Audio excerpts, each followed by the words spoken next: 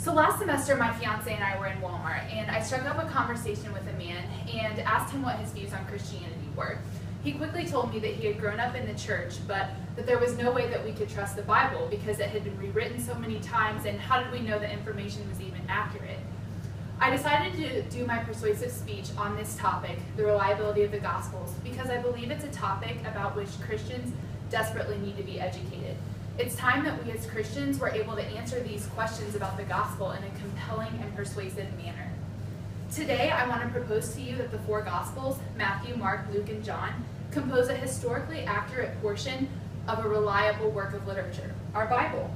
I will provide answers to four popular criticisms of the Bible, having to do with the number of manuscripts, possible errors in the texts, alleged contradictions, and the historicity. One of the first objections that you might encounter if you're having this discussion will be something like, well, we don't have any of the original copies, so how do you know that what's in the Bible is even what should be in there? Well, let me start out by pointing out a very important fact. Almost all ancient literature is based on copies. These writings were made on perishable material, so the way that we determine accuracy is by looking at the number of copies that we have and then comparing the consistency of these copies. Having around between 25 to 50 manuscripts of an ancient text is considered a huge deal. That's a lot. Guess how many copies of the New Testament manuscripts we have? Close to 5,800. That's a few more than the required 50. Now, additionally, the earliest copies were usually made, we usually find them and they were made about between 800 to 900 years after the original would have been written, such as the case of historians from that time, such as Tacitus and Gaius. Well, our earliest New Testament copy, which is a fragment of the Gospel of John, was actually made 20 to 30 years after the original. That is an astounding piece of evidence that points to the Bible's historical accuracy in comparison to other texts from antiquity. Now, I want to briefly address the apocryphal books of the Bible, the ones that were not included in our New Testament canon. They do exist. The Gospel of Philip, the Gospel of Judas, the Gospel of Mary, and many others. Those do exist, but it's not that they don't necessarily have information that's accurate about Jesus. There is accurate information about him outside of the biblical text, such many historical writings. He's referenced in Christian, secular, and Jewish works, such as the historical writings of Josephus. The important distinction here is that those writings were clearly never meant to be part of the scriptural New Testament. Now, we can't go in depth about this, but I wanted to list just a couple reasons that those are not included in our canon. One being that they were written outside of the time frame that our New Testament books were written. The second being that the author wasn't an apostle or a close associate of an apostle. And then thirdly, their content simply doesn't match up with the first century. Now, the true New Testament was in place by the first and second centuries, and this is such a widely known and accepted fact that it led prominent biblical scholar Andreas Kostenberger to state, "The fact of the matter is that no apocryphal gospel was ever a serious contender for a spot in the New Testament." Now, the next question you might get, well, what about all of the mistakes that are in the Bible? It would be silly to insist that there are no variations between all 5,800 copies of the New Testament manuscripts we have. There are variations, but these are primarily spelling and grammar mistakes that have absolutely no bearing on the content or the message of the Gospels. We didn't have Xerox copy machines back then. The scribes that were translating this material were human. They got tired, their pens slipped. But the lucky and the fortunate part for us is that the early church, they were absolute accuracy fanatics. Of the 138,000 words in the New Testament, only 1,400 of those words are still in doubt, meaning that the New Testament is 99% established. Now, you do have some people who would say, well, why didn't God just preserve those originals for us so that we could go have 100% accuracy?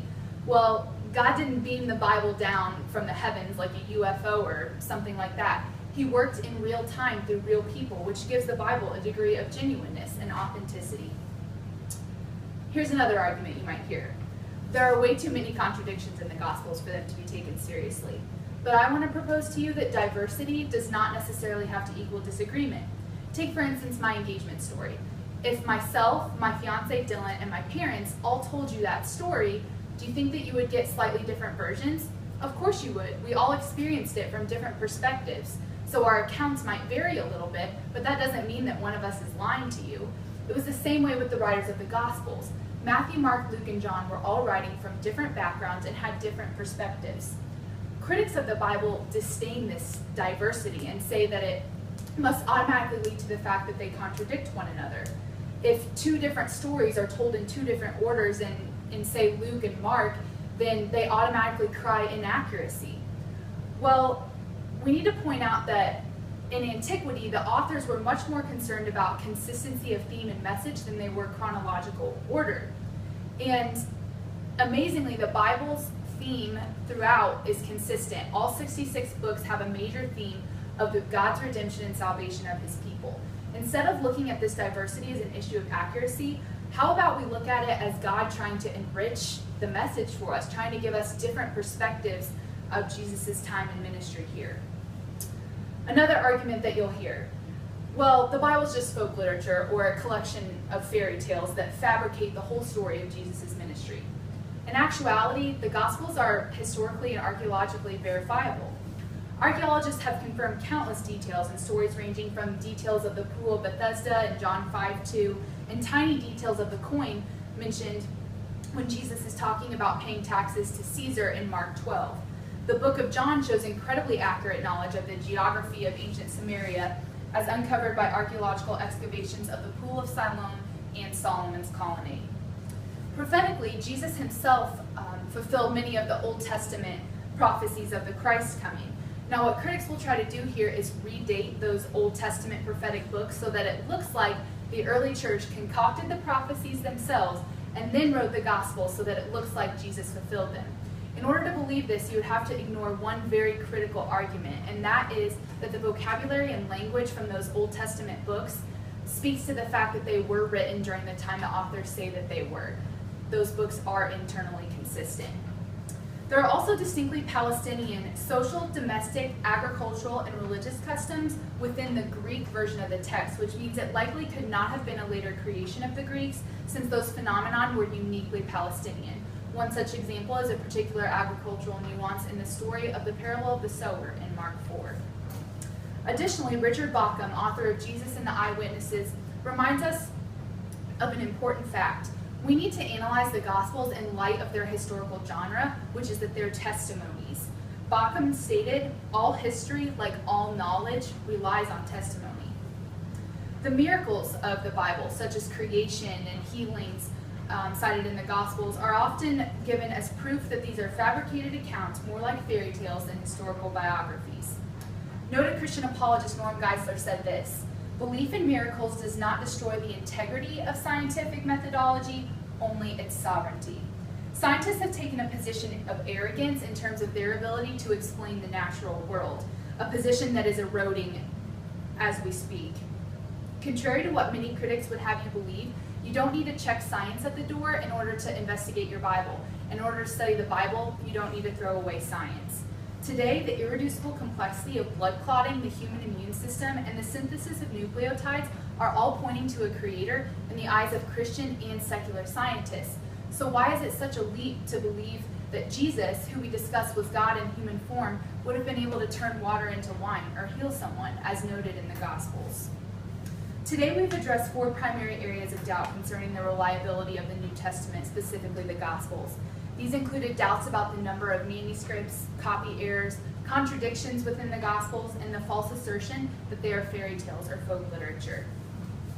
In conclusion, I would like to quote classical scholar E.M. Blakelock.